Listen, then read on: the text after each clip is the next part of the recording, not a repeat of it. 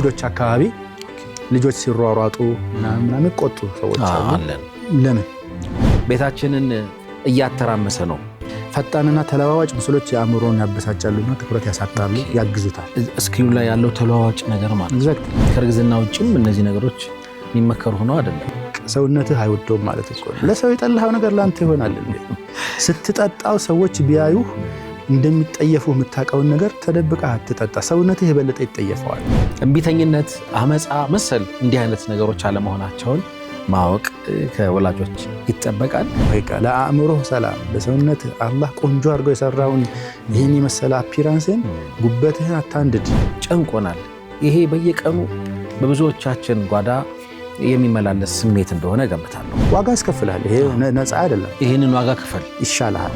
ምንድን የሚባል ሙአሰል ነው የሚባለው? ሚጬ ሰው ነገር ማለት ነው። ምን መሐመድ ያለህበት እንዴ? ቀሰቀሰ ስሙን ጠየቀኝ ብዬ። የመስጂድ ልጅ ኩራት ነው። የመስጂድ ልጅ ወላሂ። ግን እንዴት ነው የመስጂድ ልጅ የምትሆነው? ሁሉ ጊዜ ሙስሐፍ ይዘህ ቁጭ ልትል ቁርአን ይዘህ ቁጭ ልትል ትችላለህ? 11 ዓመት ልጅ ሆነ አይሆንም። 7 ዓመት ልጅ ሆነ አትችልም። ማስታወሻ ይዛችሁ ጠብቁን። ለጎጆዬ ዕለተ ማክሰኞ ምሽት ከ2 ሰዓት ከ30 ጀምሮ ይጠብቁ።